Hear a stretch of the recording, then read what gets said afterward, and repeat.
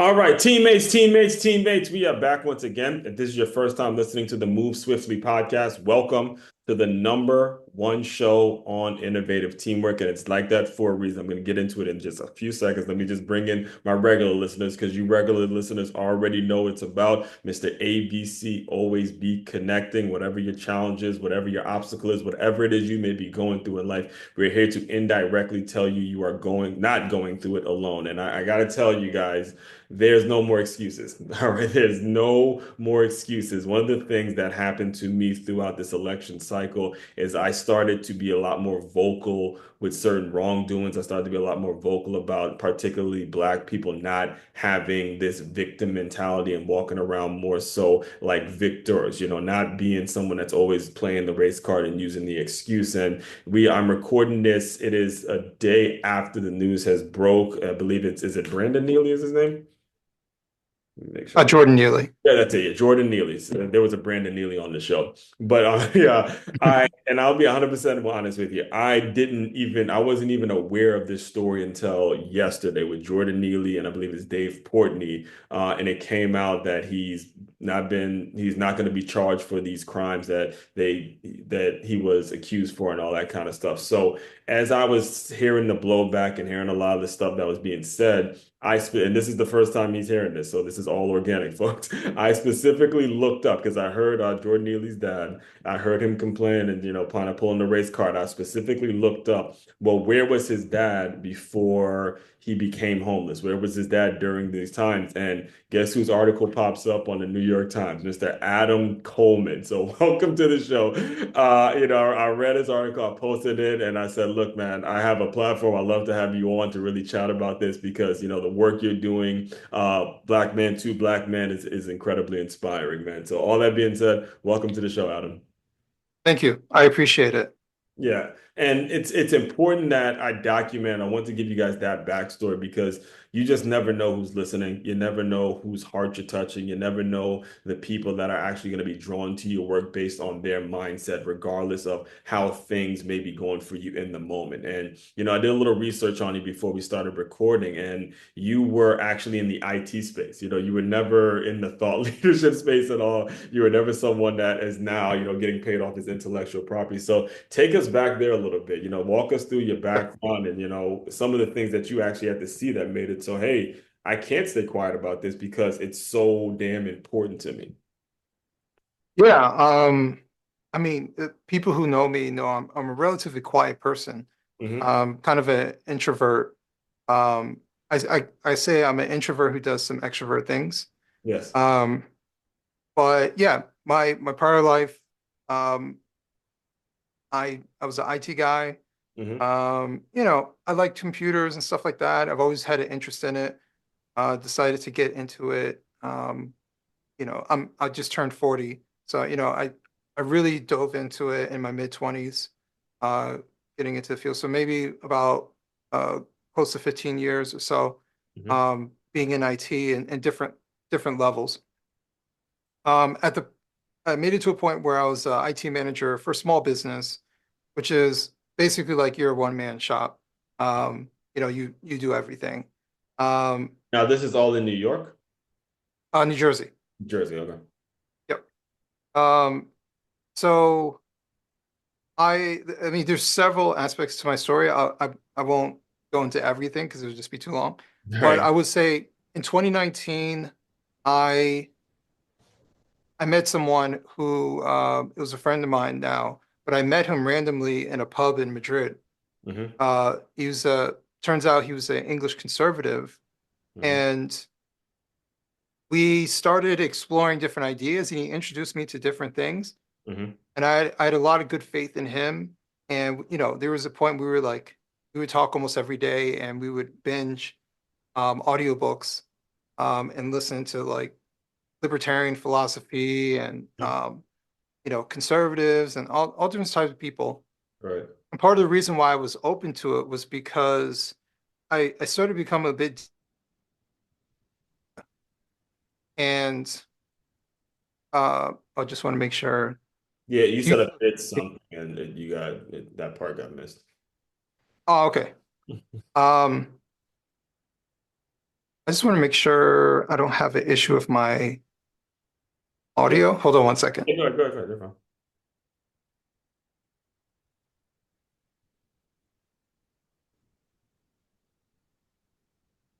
That was a little bit weird because I saw something pop up on the screen. So It's hopefully I'm like you're not. talking to an IT guy when he's making sure everything is straight. Um, so yeah, I met him. We got into all this type of political philosophy and stuff like that. For basically as long as I was interested in politics, I was a Democrat. Hmm. Um, I would call it like a default Democrat, but just kind of dove into it. But I realized that I was getting um, right-wing understanding from a left-wing filter. Yeah. And so I just wanted to understand things better. And actually, when I kind of defected away from just being a Democrat, just because I started listening to progressives. I'm on the left, let me listen to progressives. Hmm. For months, I listened to progressives. I watched progressive content. I Hmm. understood why progressives say what they say and Right. what they mean. And then I listened to conservatives, and then I listened to libertarians. So I listened to just about everybody, Hmm. and in a matter of less than a year to kind of understand what makes the most sense. Hmm. Um, and everybody isn't right about everything. Right. Um, some are more right than others. Hmm. Um, but to fast forward, 2020 happens. You may be aware of George Floyd.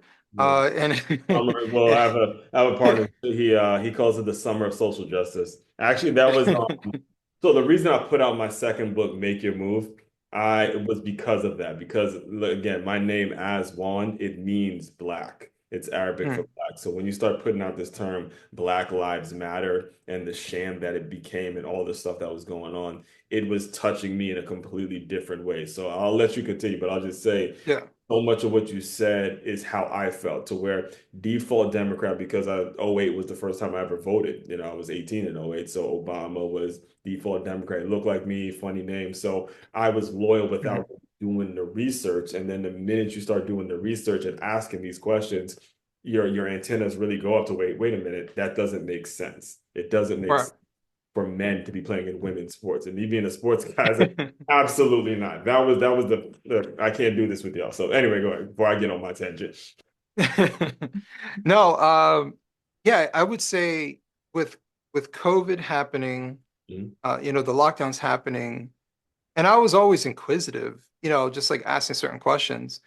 And then George Floyd happening, and all of a sudden it was like overnight, all these new narratives popped up, and it was like, well, yeah, this is how it's always been. And I'm like, no, it hasn't. Who said this is how things are? And even for me, I was coming from a left-wing perspective. It's Yeah. like, when did we start telling people they're not allowed to speak? I thought being a liberal was pro-free speech. Like Mhm. all these different liberal values were just disappearing one after the other. At first, I thought it was just me, and then Mhm. I went on these different one particular website. There was a free speech platform, Mhm. and I was just reading and seeing like, am I going crazy or is the world going crazy? Am I the only one? Right. And I found out I wasn't the only one, and I decided to express myself on this platform. And Mhm. then people kept saying, you should keep writing. Like the Mhm. way you express yourself was really good. Mhm. Um, a small rewind, I would say sometime in 2019, after like all of these epiphanies, I thought about writing a book, but I had zero idea what to write about. Like the only thing I could think of was like questioning things, but I had no idea. Mhm. I think I sat down for like 20 minutes one day and that was it. Right. Um, but after getting this encouragement from these essentially strangers, and actually, funny enough, one of them was a Baptist preacher Mhm. who had reached out to me and encouraged me to keep writing. And I was like, maybe this is the book. Maybe this is the book I'm supposed to be writing. Right. Um, so I wrote Black Victim and Black Victor. Um, it took me about 9 months, Mhm. start to finish. Self-published it, and I was just like, let me just see if anybody cares what I think. Right. I had zero expectations. I just thought maybe some friends of mine and some 10 people here might buy the book. Mhm.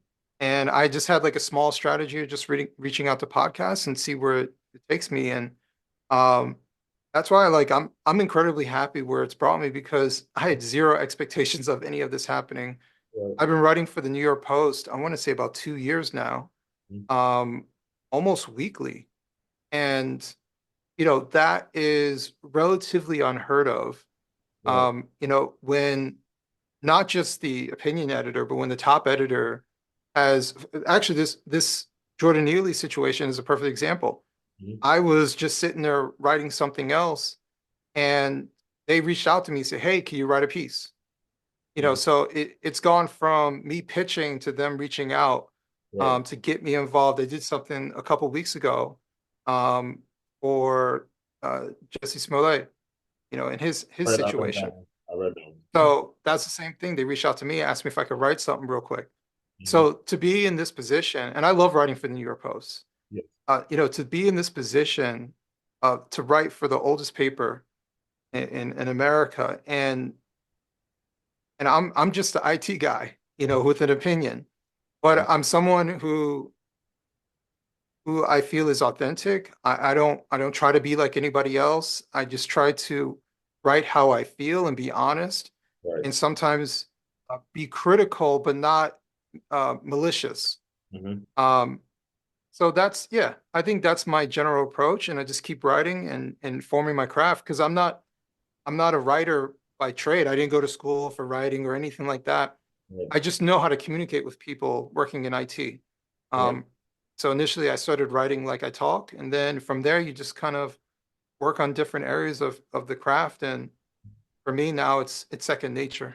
Yes, and what he's laying out too for you listeners as well is the importance of writing in general. All right, it's not something that you necessarily have to go to school for to become a great writer, but it is a form of communication, even if you're planning on only yourself reading it. All right, because I too actually write articles on a weekly basis. Well, now that I got ChatGPT, there's like 4 or 5 articles coming out a week now that I've been able to help to have that help me edit some of my thoughts and all that.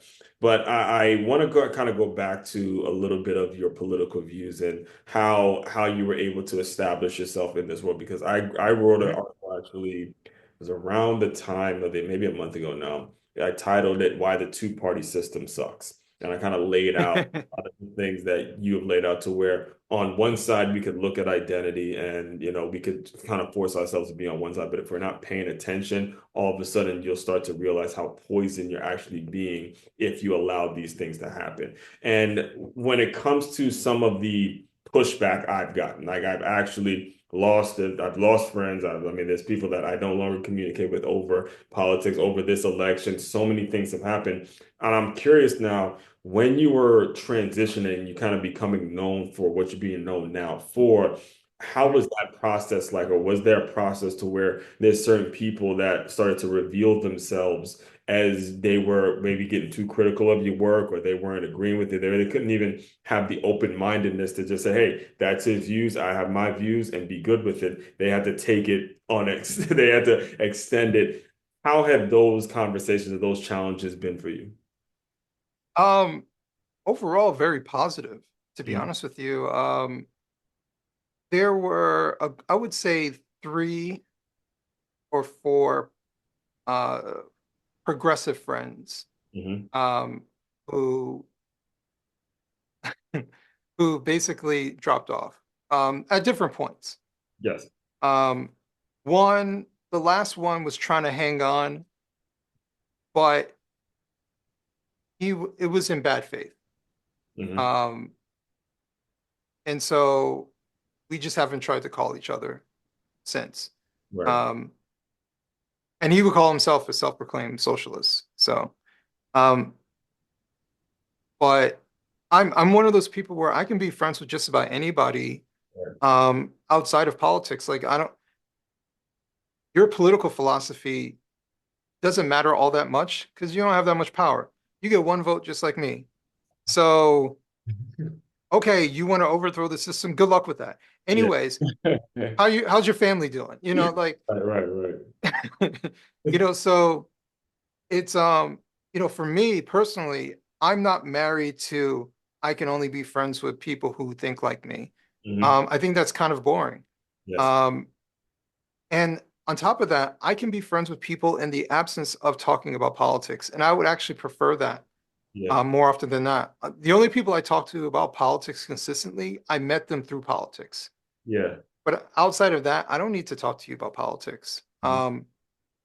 But as far as like friends and family, Right. um, I've been very blessed. There's only one family member, and this is before I even dove into writing. It was like it was like a Facebook post I made Right. with just statistics. It was like this long thought out thing about statistics. Mhm. Um, and it turned into, them wanting me to talk to me on the phone, and then Mhm. it turned into this argument. But they apologized the next day, but we haven't talked since. Right. Um, because they were implying certain things, Right. which were ridiculous. But outside of that, um, my family loves me. They support me. Uh, I think many of them don't understand what my political beliefs are Right. because they don't ask me. Mhm. They might assume, but I think for a lot of people, not just my family, but I think a lot of people don't understand that it's very possible to think that both sides are wrong and sometimes both sides are right. Um, and that depending on what the policy is, I Mhm. have a certain flavor of what I think that policy should be. Um, and that I didn't write my book to say that racism doesn't exist because that's stupid. I'm talking about something very particular. Yeah. Um, and so like people are used to superficial political discussion Mhm. and lacking nuance, Right. um, or lacking understanding that I'm an independent. Mhm. Today, I've mostly Republicans who follow me and people who are right-leaning conservatives. But I've never gone around saying I'm a black conservative. Mhm. I don't have that in my title or anything. The most I ever titled myself as an independent. Yeah. And it's because I want the freedom to criticize. Mhm. And I don't want to be pigeonholed into one particular thing or not. Right. I supported Ron DeSantis. I wrote it in the New York Post. The DeSantis camp invited me out to his inauguration and reelection event, which Mhm. was awesome. Well, I'm Um, here in Florida too, so man, you got to hit me up if you're ever out here. oh, there you go. I'm in Palm Beach. Yeah. uh, I'm in Palm Beach, so you oh, get Palm Beach, yeah, I'm in Florida. Florida. yeah. I've been to Florida a few times over the past year and a half. Mhm. Um, but but when he was no longer a nominee, like I was like, well, let me think about it. And for some time, I wasn't even sure if I was going to vote because I wasn't fully sold on Trump. And then it came to a point where I was like, all right, you know what? I think this is the best of the options. And I could see his demeanor change. I could see his seriousness change. And so I decided to vote for Trump for the first time. Mhm. But this was me consciously thinking, I got into phone conversations with friends who are Trump supporters, Mhm. and they're like, you can't just not vote. Like, I'm like, I don't know. Right. Right. Right. So, it's that kind of thing. To summarize, I Yeah. just want to think about, I want to think about it because for so many years, I just did it. Yeah. And I didn't think about the counter narrative. Like I took the information that I received, I deciphered it, but it doesn't help when you don't get the entirety of a viewpoint. You just Mhm. get one viewpoint and dissect it and think you're knowledgeable about it. But I need to hear everything. Yeah. And so I think that's where I'm more in pursuit of.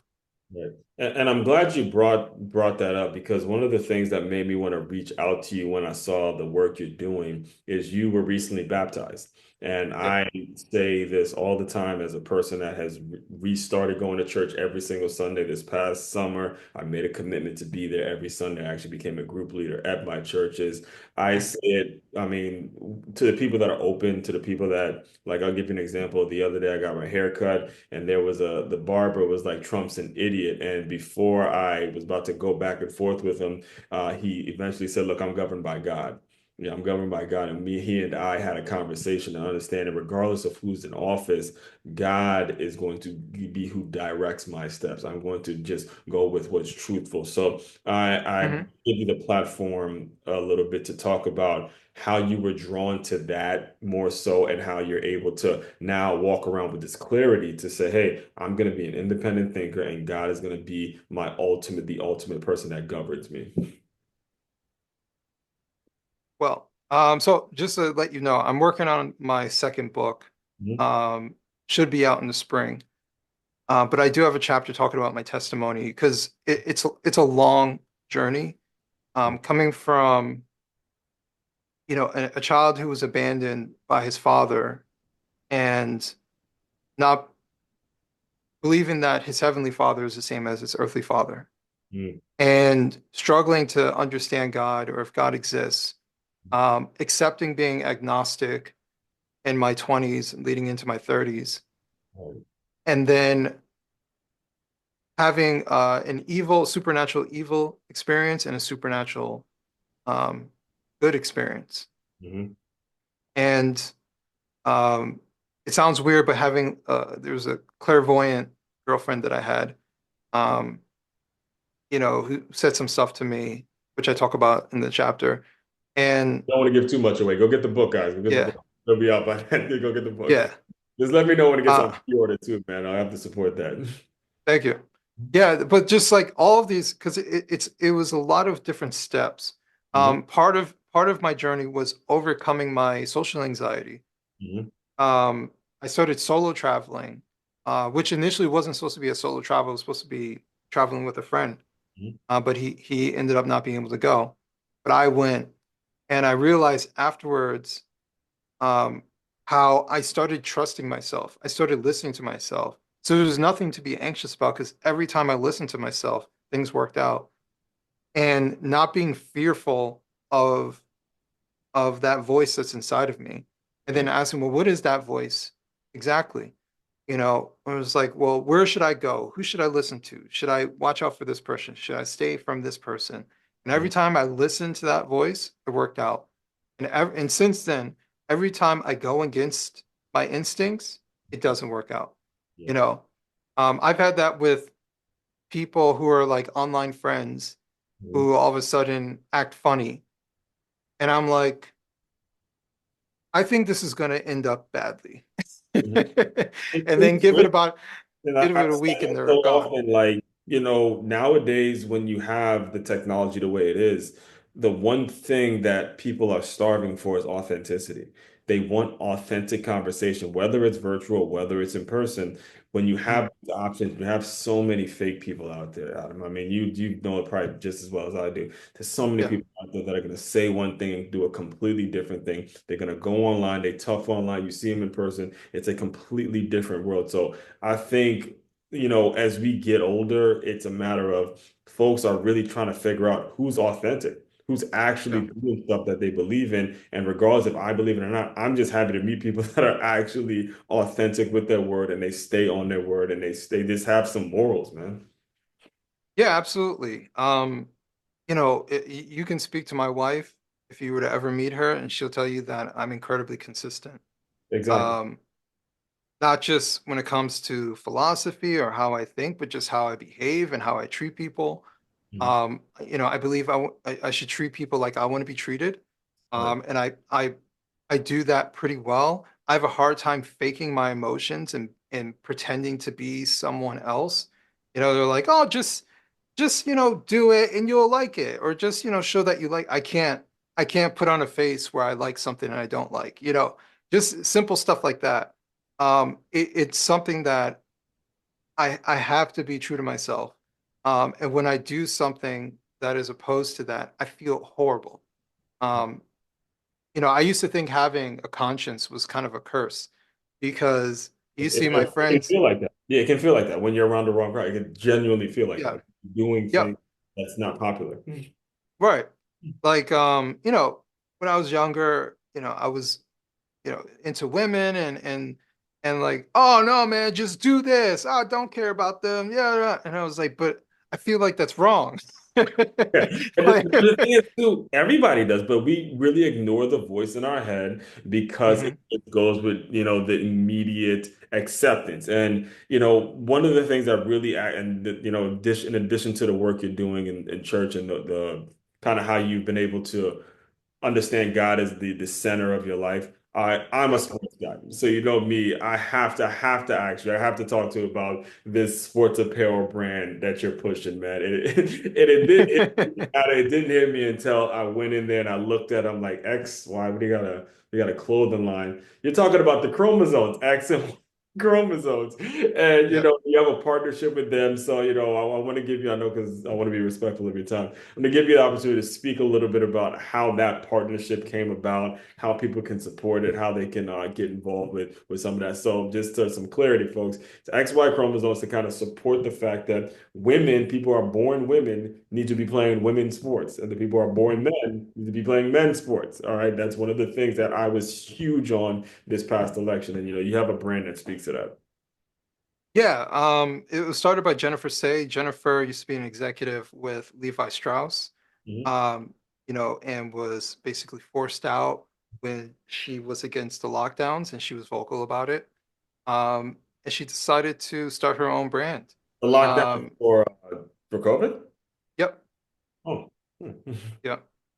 And she decided to start her own brand and with a message, but with quality products. Like sometimes you see stuff it's gimmicky and you just get it because to make a point, but you wouldn't buy it again.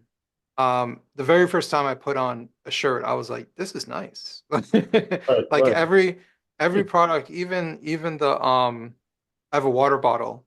Yeah. Even the water bottle is nice. Like every product is legit nice. It's well made. And she knows what she's doing, coming Right. from a major corporation like that. So she knows Mhm. sourced, um, she's sourced, a good designer, a team that believes in what she's trying to do. Right. Um, and I'm incredibly proud to be associated with them. How we got together was purely by uh, accident. Like I was joking because I had lost a bunch of weight. Um, I think at the time I was down 60 or so pounds. Right. Um, and she was like, "Oh," she was saying on Twitter, "Should I start a athletic brand?" And I was like, "Hey, if you need a model, let me know."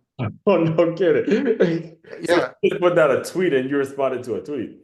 yeah. I just responded to a tweet, and then 2 seconds later, she sends me a DM. She's like, "Are you serious?" I'm like, "I'm serious if you're serious." And then the next day, she sends me a contract, and a few months later, I'm flying out to Nashville to do a photo shoot. So, There you go. yeah, Hey man, I said that to start the show. I'm gonna re-emphasize, I'm gonna reinforce it.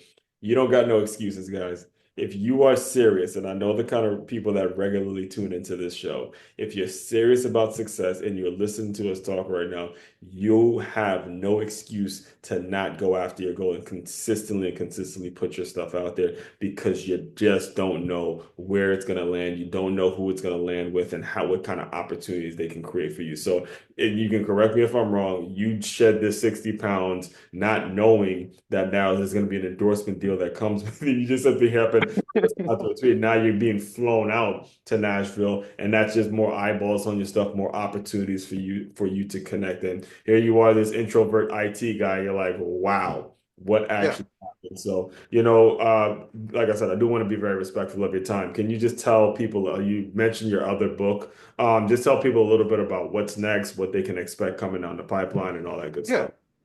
Yeah, and don't worry about the time. Yeah. I haven't said the title of the book publicly yet. I'm still waiting. Um, but what the book is about is childhood abandonment and family separation. Um, and I would say the thesis of the book is that the major issues that we see in our country, whether it be drug addiction, homelessness, um, Hmm. sexual exploitation, all of these different things, they all have a root. Like, where does it all start? And coincidentally, when the New York Post reached out to me about writing about Jordan Neely, I was working on that a particular chapter, Mhm. talking in kind of visually illustrating someone who is homeless and on drugs, Mm. and where do they come from, right? Mhm. And here, boom, Jordan Neely story drops into my lap, Same here. and an hour later, I'm basically writing what I was writing before. Mm. Um, and his story is much of that. As it's a perfect example. His mother was murdered when he was 14. He ultimately ended up in the foster care system, and we all know, we all have like a sliver of an idea of what happens to kids in foster care. Um, bouncing around from home to home, was abused, Mhm. neglected, abandoned, and then aged out of the foster care system, ended up on the streets and was homeless since, Right. and died at the age of 30. Whether you agree with how, the chokehold or not, he Right. ultimately had a tragic death, a tragic life. And it all started from, I would say it probably started before that because he was in an abusive household with his stepfather. Right. Um, Obviously, you don't kill your wife after the first argument. This is something that was going on over and over. And he actually testified at his trial, and he testified to that every day they were fighting. So every day it was uncertainty for him. Mhm. Um, his mother was being beaten up in front of him. He saw this, and ultimately resulting in his mother being killed. Mhm. Um, so his story is tragic, and so we always see the end result, right? The end result is this belligerent guy, um, who essentially is crying out for help because some of his final words were, "I don't care if I die, and I don't care if I go to jail," which is, these are tragic quotes, Mhm. um, of someone who has lost all hope and no longer cares about their life. Their life is meaningless. What Mhm. we call freedom, not being incarcerated, doesn't even matter to him because they're equally the same. Whether he lives, he dies, he's free or incarcerated, doesn't matter to him. Mhm. And that's the end result of being abandoned and constantly being disappointed as a child and Mhm. being abused, right? His foster brother talks about this. He gave an interview. His foster brother talked about, they were abused. Part of the reason why he was dancing on the streets was because they were being abused. And he was kind of implying that they were using the money to eat. And it sounds like he was in a foster home. I'm speculating, just so to make it clear. It sounds like he was in a foster home that wasn't that was taking the money from the state or from Mhm. the city, but wasn't using it on the boys. Okay. So they weren't feeding them, they weren't providing for them. So he felt he needed to go and dance on the street to get money so he could eat. That's a tragic situation. No child should actually go through that. Mhm. But and then what ends up happening is you see these political opportunists share his dancing video. Oh, look at his joy for dancing. No, he was dancing because he was hungry. He was dancing because that's the only way he knew how to make money. It, And yeah, go ahead, go ahead. I'll let you finish. yeah, so my the Neely situation is an example of that. He was let down, constantly let down. And his story is not alone. For every crazy homeless man that you see in the subway, for every guy who is hunched over in Kensington, Philadelphia, for every person who's down and out in San Francisco, they all have an origin story. Yeah. And I would bet 9 times out of 10, most of them came from some sort of broken home. Mhm. Um, and for many of them, and there's not enough focus on this. For Mhm. many of them, they're very similar to Jordan Neely, where they age out of the foster care system and they're left to fend for themselves. Mhm. I will have a chapter talking about the foster care system. I interviewed someone I know who was part of who was in the foster care system and later became a foster parent. So she has both sides of the spectrum. But for her, she said one of the biggest hurdles about being a foster child is that you don't really learn any life skills. Like every day is a survival. And so every day is also uncertain. And so no one's investing their time to teach you how to do this because tomorrow you may get moved to another home, Mhm. right? So it's a very chaotic situation that would drive any kid crazy, that would make any kid feel hopeless, and not care about themselves, not care about society. And it's no wonder that someone turns to drugs to drown it out because their life is painful. So I want people to have, yes, he was threatening, and I get all that. Mhm. But the man didn't wake up that day out Right. of nowhere, right? He was groomed by abandonment. He was groomed by constant disappointment. Um, and and so what I'm trying to do within this book is examine this phenomenon of childhood abandonment. Nearly a quarter of children grow up in separate homes from their parents. Right. I'm one of those kids, growing up without my father and how it impacted me.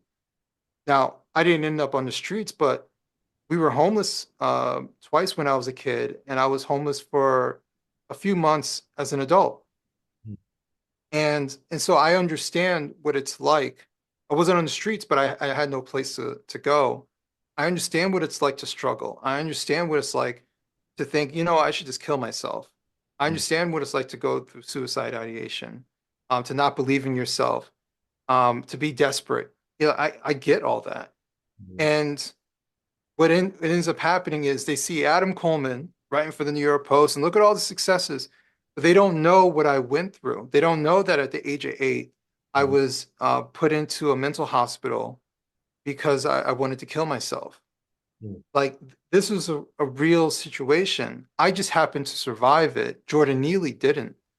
So this is a much bigger problem. And the last thing I'll say is I have conversations with people that I meet all the time, and I tell them I'm working on this book, and I tell them what I'm working on.